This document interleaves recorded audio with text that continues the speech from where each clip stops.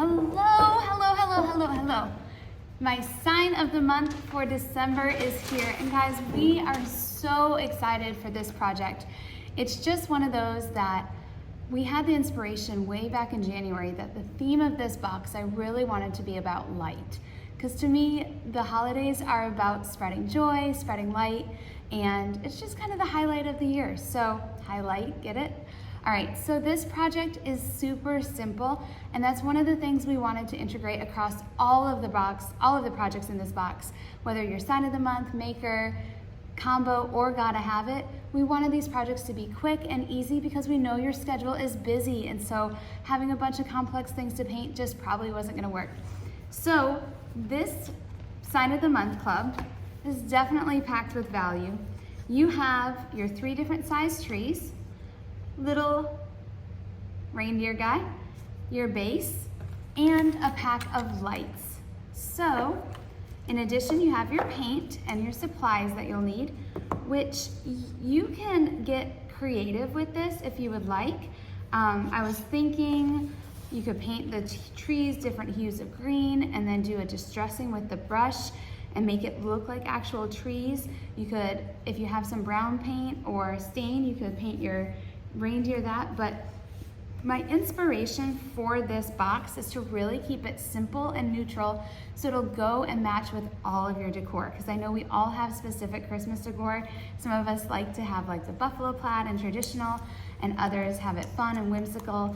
So I wanted this to go across the way. So I'm gonna be really simple and fast and paint this just a solid white because it's gonna make the lights really reflect, and there's not a lot to it. So I'm gonna paint one side and then we'll get back to it. So to do that, you're gonna dip your sponge. You don't want it dripping because you still wanna be able to spread it. And I do try and limit how much I get around the edges. So if you're nervous about that, you can do the edges around with the white sponge, and that can kind of give your border. But I'm just gonna put this on kind of light and not push hard when I get to the edge, that way it looks crisp. If for some reason you do go over the edge, it's not a big deal. Use a black Sharpie or something, or even some sandpaper if it went over and it bothers you. And for some of you, it won't bother you, and that's okay too.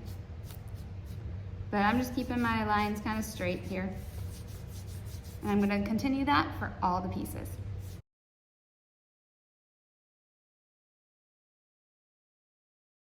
All right, I got one great layer on all of this. If you went a little bit thicker than I did, you might want to blow dry in between your layers. Otherwise, you can just push wet paint around a board and it doesn't really help. So now that I got one layer, it still sees a lot of wood grain through it, so I'm gonna go ahead and do one more layer.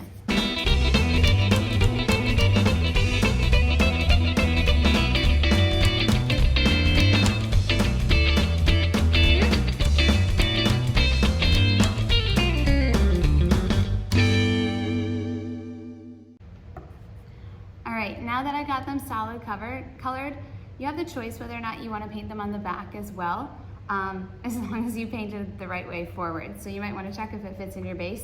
But you can kind of tell the back is going to have a little bit more burn marks from where the laser kind of pushes through. Not by much, but just a little bit. So it's up to you. Don't feel like you have to, depending on where you're going to put it. So you're going to see some of the lights behind it. So it's completely up to you whether you want to do that work or not. But I'm gonna go ahead and blow dry. All right, so I'm really liking the solid white. If you wanted to add a little bit of texture or you wanted to make them look like more real trees, maybe you painted them green, do that dry brush distressing. So you're gonna load, unload, and when you do it, kind of come down in that angle of what a tree would look like. So you could even dry brush distress a green over your base colors to give it some texture. And you could keep doing that with different greens until it really looked full. And then you could add a little bit of white snow on the edges. So that would be really pretty as well. But you do you. I can't wait to see your creations and how they turn out. So make sure you share that with us. So your next step is going to be to glue your bases together. So really, unless you're just OCD like me, you probably don't have to paint this one because you're gonna glue this right on top anyway. But I like to have the holes white, so a little bit extra paint never hurt anybody. So we're gonna get the glue.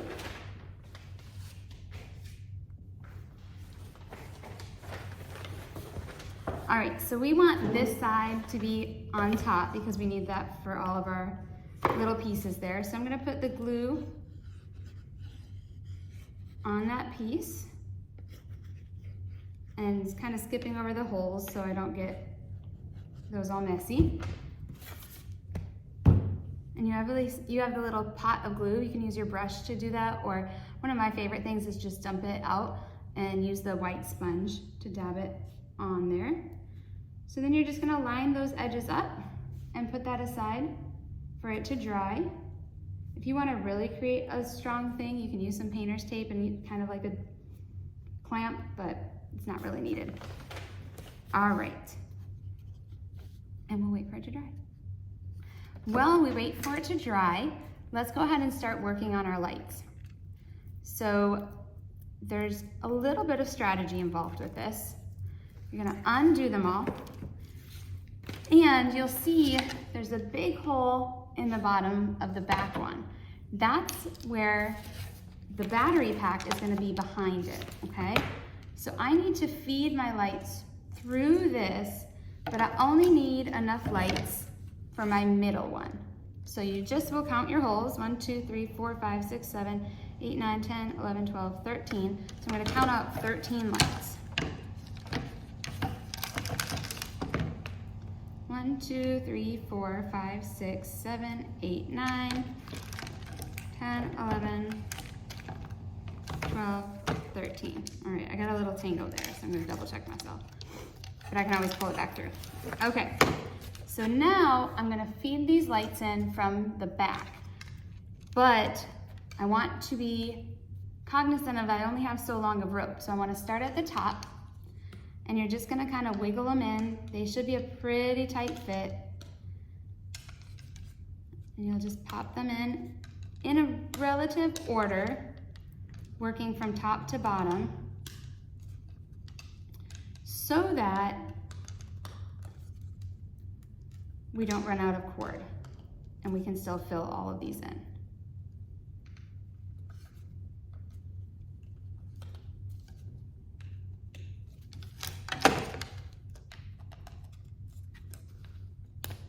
Okay, once I have that one, I can then do this one. And this one I'm gonna go from the bottom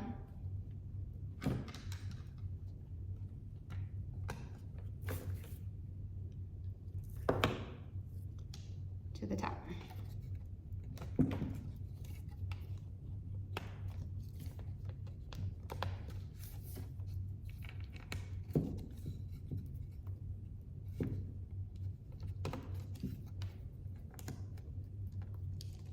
Oops.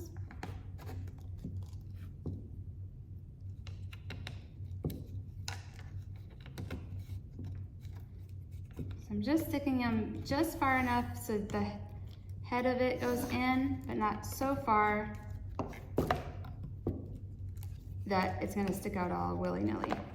So then you can kind of use your loops there, and that's gonna hold your battery pack.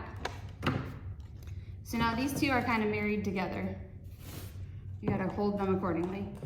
And we're going to line them up. Now I did have one light in between these that I didn't use, so don't stress. Okay, and that is a tight fit, so they're creating a little bit of push on each other. That's okay, because this guy doesn't really require a whole lot of space.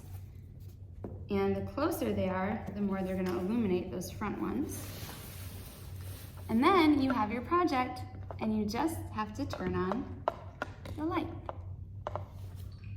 We hope that you love it. I can't wait to see your pictures of how you put your creative spin on these. I went really plain with the white, but I know you guys can do all sorts of things that are gonna match your decor. So, and if you wanna make it a little festive, you can even have some blinking lights, but that gets to be a lot. So, now that we have our sign of the month, for those of you that are MakerBox members, we'll go over that tutorial. and that'll involve our combo club too. And then at the very end of the video, you'll see our Gotta Have It project. Thank you so much for being in the Maker Club, and we wish you and your family Merry Christmas and Happy Holidays.